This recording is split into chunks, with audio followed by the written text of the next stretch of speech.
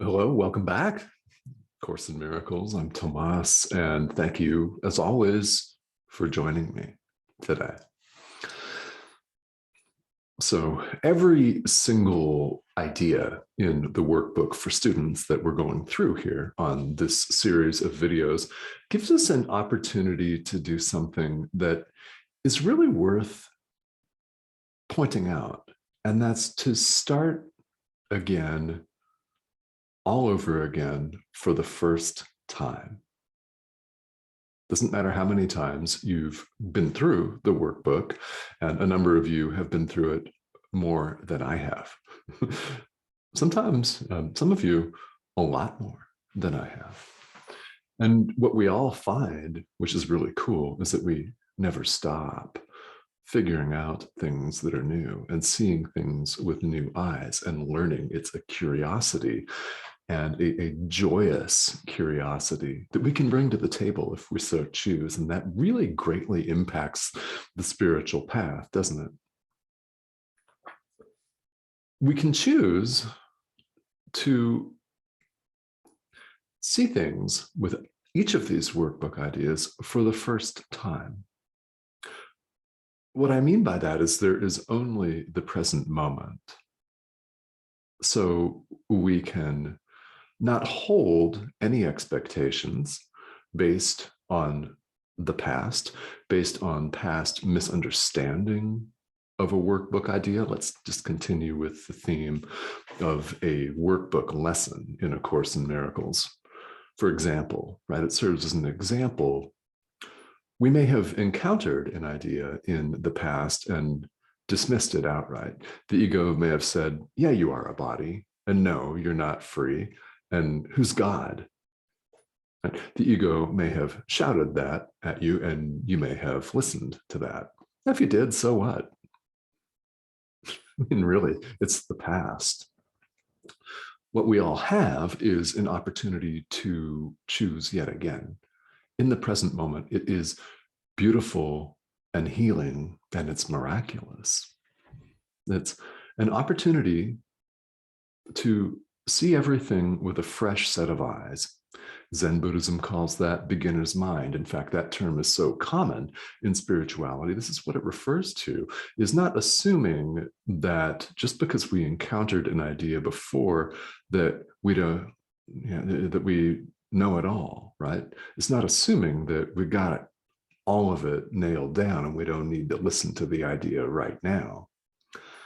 It's not coming in with our preconceived notions. Now, the opposite could be true as far as a preconceived notion. You could think there's no way in hell I'm going to ever understand this. It's so abstract. What the fuck, what the actual fuck is Jesus talking about here? I mean, you could ask yourself that, couldn't you? It's based on something that you may have felt or encountered in the past. So what if you looked at this idea 3 years ago and you thought it may have been written in a different language, and may as well have been because it didn't catch on? It does not mean that if you come in with a fresh slate today, that you're going to have the same result. It's not likely at all that you will, if in fact you come in with beginner's mind. If in fact you come in saying to yourself, out loud if you need to, that you're going to leave the past behind and drop all your preconceived notions and just read the day's idea, read the commentary and the prayer that accompany it, and decide you're going to apply that and see what happens. It's the freshness that each moment brings. And if you bring this freshness, this beginner's mind, the clean slate that we're talking about to the present moment, all of your experience is wondrous. It's joyful. It's an ongoing experience in curiosity and learning and happiness and joy. It's available to all of us. Each lesson that we go through here in the workbook for students provides us with just such an opportunity on a platter. It's a gift, guys. It's a gift. Let us receive it. Should we do that? Clearly, I say yes. Okay. So whatever form this practice takes for you, I invite you to bring a fresh mindset, bring a beginner's mind to the table today, and see at the end of the day how different your experience was when you came in without thinking either that you know it all or that you don't know shit or anything in between, right? So let's talk about today's idea. It's lesson 285 in the workbook. My holiness shines bright and clear today. My holiness shines bright and clear today. What I want to say about this is this idea is a choice. It's a decision you can make right now to accept your holiness. I'm not talking about the Dalai Lama, right? Or the Pope, okay? Your holiness from your creation by God that's never changed, okay? This is what we're talking about. To say our holiness is another way of saying our self with a capital S, higher self, right? Our identity, as we've seen in some recent past lessons. Yeah. So I invite you to think about what's possible if you accept your holiness instead of suffering and pain.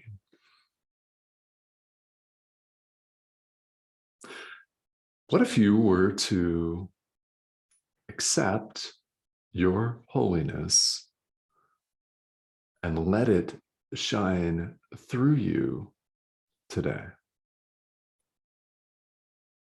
What if you simply were to accept it? If you were, I'll tell you what, you wouldn't have to work too hard on the shining through component because it would automatically start to do that. And you would be directed by your teacher, the Holy Spirit, Jesus, to act accordingly. It is the choice to accept it. And today's idea, lesson 285, reinforces that in a really, really, truly uplifting and beautiful way that I invite you to practice. I can't make you practice this, but it would be very kind of you to do so.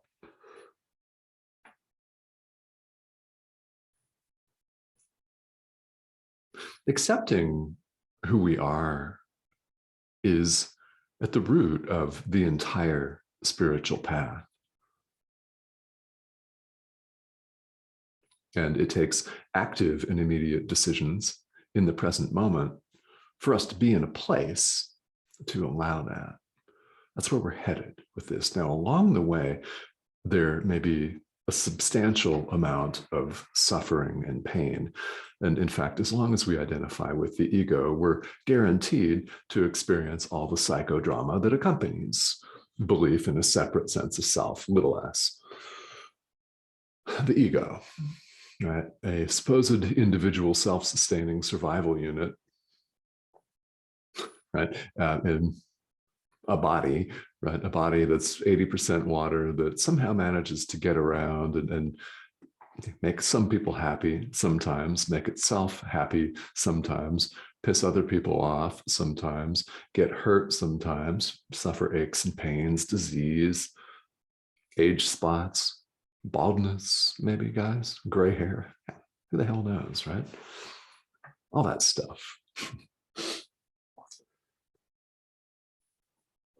As long as we identify with the ego, we're guaranteed to experience all of the vicissitudes of life, all of them, every single one of them: old age, death, sickness, people pissing you off, not getting what you want, and yeah, that sort of thing. Yeah. Relationship difficulties, who hasn't had those? Right? Sometimes financial difficulties, who knows, right? The whole range, the entire gamut.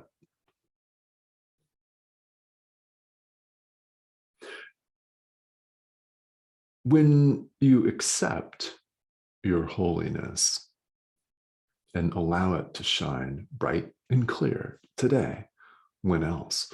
Like the idea says, you don't have any need for the psychodrama.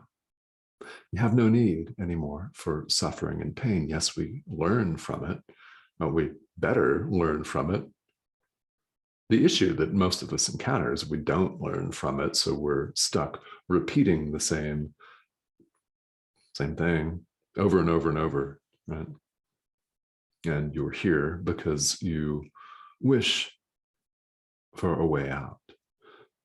Deep down, you've acknowledged that you want the peace of God. And also, deep down, you've acknowledged that you want nothing else. How do I know? How can I be so bold as to suggest this while you're watching me talk about it? Which means you're interested. So thank you for your interest. And it's not just me, Tomas Garza, that thanks you. It's everyone, everybody. See, when one person forgives, everyone is forgiven. When you forgive, you're forgiving everyone and yourself. How and why? Well, there's no separation of any kind. Answers both those questions right there. That's the how and the why. There is no separation. One act of love is an act of love to all, including, and sometimes even especially, the giver, right? Yeah. And similarly, when someone forgives you, they forgive themselves as well. And everyone, it's a recognition of who we really are as the Son of God, as one with our Creator. Yeah. The thought of God, our higher self, our identity.